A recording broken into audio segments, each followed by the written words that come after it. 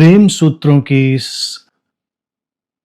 अत्यंत प्रेमपूर्ण यात्रा में हम लोग साथ साथ चल रहे हैं और निरंतर प्रेम के गहरे आयामों को स्पर्श कर रहे हैं, उन्हें जी रहे हैं। हम लोग इस यात्रा में आगे बढ़ते हैं। आज के लिए प्रेम सूत्र है, प्रेम है जिंदगी के काले बादलों के बीच बिजली सा चमकना। मुद्दतों से प्यासी सूखी दरकी जमीन पर बादलों की गोद छोड़ धीरे धीरे बरसना। जिंदगी के काले बादलों के बीच बिजली सा चमकना प्रेम है। जब जिंदगी में कालिमा घिरी हो, जिंदगी में रास्ता न सूझता हो, जिंदगी में आशा न दिखाई देती हो और हम बस चले जा रहे हो, तो ये प्रेम ही है जो जीवन के आसमान में बिजली सा कौंधता है और हमें पथ प्रदर्शन करता है, रास्ता दिखाता है। ये काले बादल अनेक अनेक रूपों में जिंदगी में घिरते हैं। इनका एक बड़ा ही अलग परिदृश्य है। कभी वो इग्नोरेंस के, अज्ञान के रूप में घट जाते हैं जीवन के आसमान में, कभी कुछ अनिश्चित असामयिक परिस्थितियों की तरह, कुछ जीवन के अनजाने अवरोधों की तरह, और तब ये प्रेम ही है जो हमें रास्ता दिखाता है। जंगल में हम खोए हों, अंधेरा हुआ हो, और कभी अगर ऐसा दृश्य हमने स्वयं अनुभव किया हो या कहीं किसी मूवी में देखा हो, तो हम देखेंगे अचानक बिजली कौंधी, चमकी और एक रास्ता दिख गया। एक बार रास्ता दिख जाए फिर हम आश्वस्त हो जाते हैं, फिर हम उस पर चले जाते हैं। रास्ता दिखे ही ना तो चलना मुश्किल होता है कि फिर हम कैसे, कहां, किधर जाएं। प्रेम जो कि एक गहनतम संवेदनशीलता, एक गहनतम अंतर्दृष्टि की तरह हमारे प्राणों में सोया होता है, वो जागता है। समय समय पर अपने अपने ढंग से वो जागता है। सबके भीतर उसकी यात्रा अपनी होती है, अपने ढंग की होती है। तो सूत्र कहता है कि जिंदगी के काले बादलों के बीच ये बिजली से चमकता हुआ प्रेम है। अब बिजली की तरह चमकने की जो बात है वो क्यों? बिजली जब चमकती है तो हमको सतर्क और सजग होना पड़ता है। अगर हम सजग ना हो तो वो कौंधी और गई और हमें रास्ता नहीं दिखेगा। दूसरी बात है, बिजली कौंधे और हम डर जाएं, अपने ही खोल में दुबक जाएं, तो भी रास्ता नहीं दिखेगा। आसमान में चमकने वाली बिजली से भी हम घबराते हैं, और प्रेम जो जीवन के आसमान में बिजली सा चमकता है उससे भी घबराते हैं। वो बिजली भी हमारे ऊपर गिरे बाहर की तो हमें राख कर सकती है, और प्रेम भी हमारे ऊपर अगर गिरे तो वो भी हमें राख कर सकता है। राख हमारे मूल रूप को नहीं करेगा, हमारे उस अनचिन्हे अनजाने रूप को, जिसे हमने अपना होना मान रखा, उसे ध्वस्त कर देगा। तो इसीलिए जो लोग उस अनचिन्हे अनजाने रूप से आसक्त हो जाते हैं और उसी को अपना ढंग बनाना चाहते हैं, वो प्रेम से घबराए रहते हैं।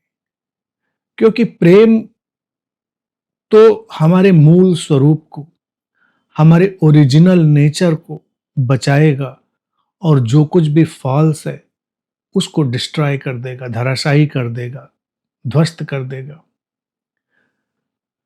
तो जो लोग इतना बचाकर चलना चाहेंगे वो प्रेम की बिजली से भी दूर रहेंगे। हाँ, प्रेम के नाम पर वो अपने जाल बुनेंगे, और उन जालों में वो फिर से अपनी ही उन तस्वीरों को बुनेंगे, तो वो उनके लिए जिंदगी के काले बादलों के बीच काम नहीं आएगा। तमाम लोगों का अगर प्रेम भी देखें तो फेयर वेदर लव होता है। अच्छा मौसम है, आसमान साफ है तो प्रेम है, और आसमान काले बादलों से घिर जाए, दुर्घटना, संकट, अनिश्चितता उससे भर जाए, तो उस समय उनको प्रेम भी नहीं सुहाता, न सूझता है। वो कहते हैं प्रेम प्रेम छोड़ो, अब तो हमें कुछ और ढंग से जीवन से निपटना है।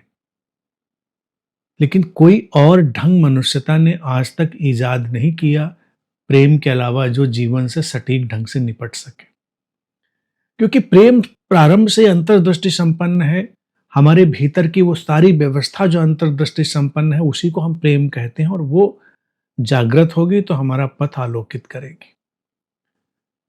तो ये तो प्रेम का एक बड़ा ही सुंदर रूप सूत्र हमारे सामने रखता है, लुभावना भी और डरावना भी, आकर्षक भी और खतरनाक भी, बिजली सा चमकना। लेकिन जितने प्रेमी होते हैं वो उस बिजली को ही अपने गले का हार बनाते हैं। अब कोई अगर उस बिजली को गले का हार बनाए तो बिजली तो अपना काम करेगी,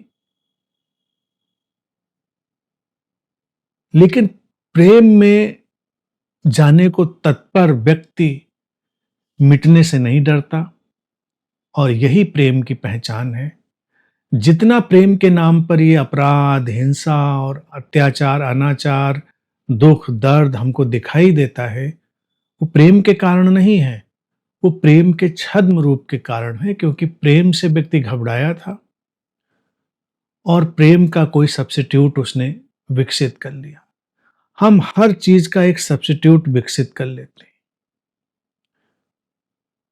और सब्स्टिट्यूट के सहारे जीवन बिता लेते हैं। वो बड़ी खतरनाक स्थिति होती है। व्यक्ति के जीवन में अपने जीवन को अर्थमय बनाने की प्यास है तो एक सब्स्टिट्यूट तलाशता है धर्म का, और संतुष्ट हो जाता है कि हाँ, अर्थ तलाश लिया मैंने। लेकिन वो सब्स्टिट्यूट है। प्रेम के साथ चलना है तो ऐसे ही चलना है जैसे उस लपलपाती हुई बिजली को अपने गले में डाल लेना, और फिर वो हमारे लिए वो सब कुछ करती है जो शुभ होता है। आगे सूत्र कहता है कि ये जो प्यासी सूखी दरकी धरती होती है, उस पर बादलों की गोद छोड़कर धीरे धीरे बरसना। अब ये भी एक देखा जाए स्थिति ऐसी है प्रेम की जो सामान्य व्यक्ति को समझ में नहीं आती। एक बूंद जो बादलों की गोद में सोई है, और किसी भी गोद में सोए होना कंफर्ट है। आराम से अपने उस आरामदायक स्थान में हम खोए रह सकते हैं। जैसे बूंद बादलों की गोद छोड़कर धीरे से बरस जाती है प्यासी दर की जमीन पर, सूखी अतृप्त जमीन पर, तो बूंद तो फिर खो जाती है। बूंद का अपना अस्तित्व तो मिट जाता है, लेकिन फिर वही बूंद बूंद मिलकर कुछ नई व्यवस्था बनती है।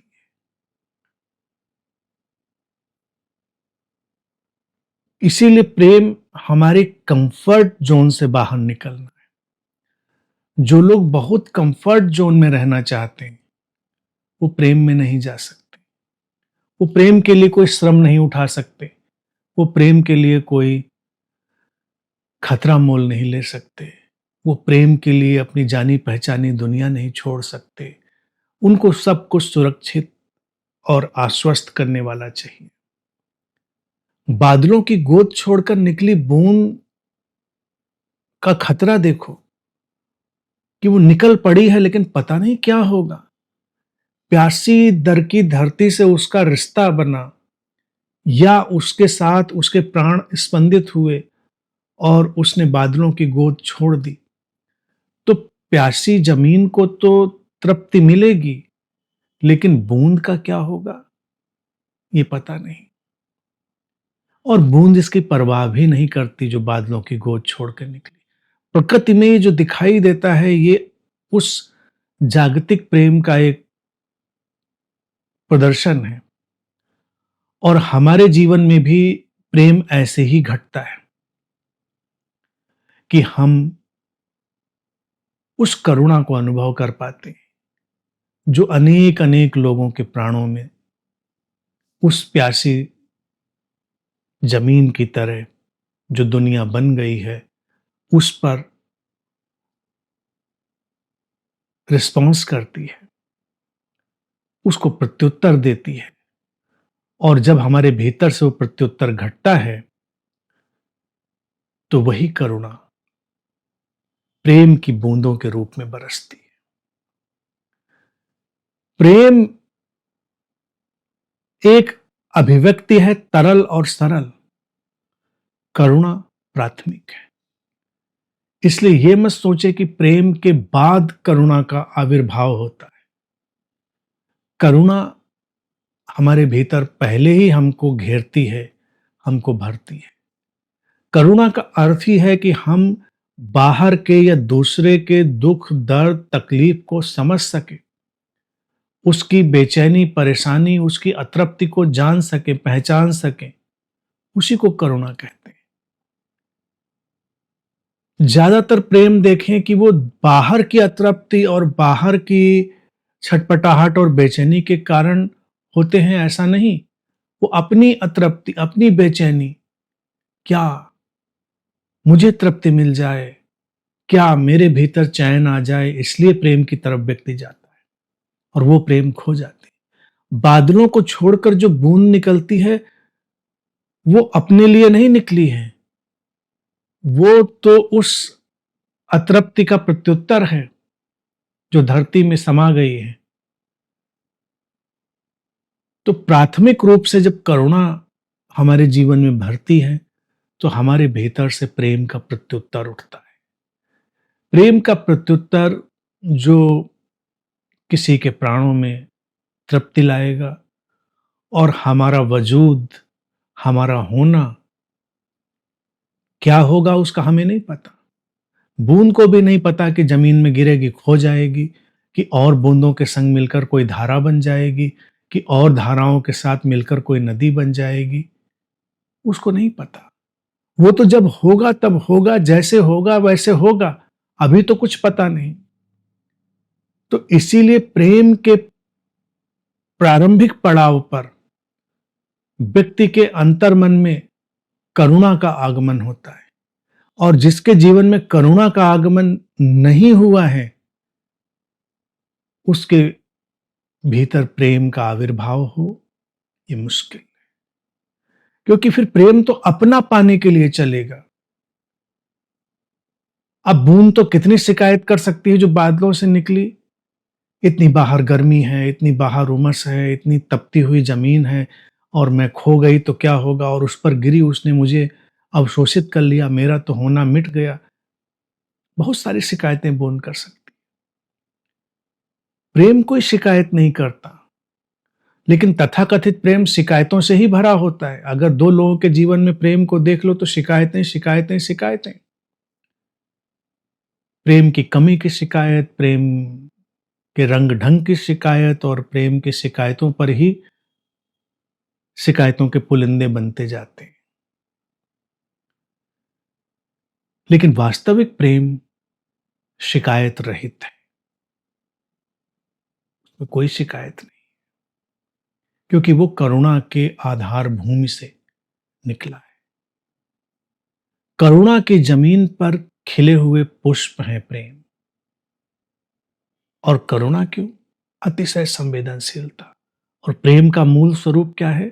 अतिशय संवेदनशीलता।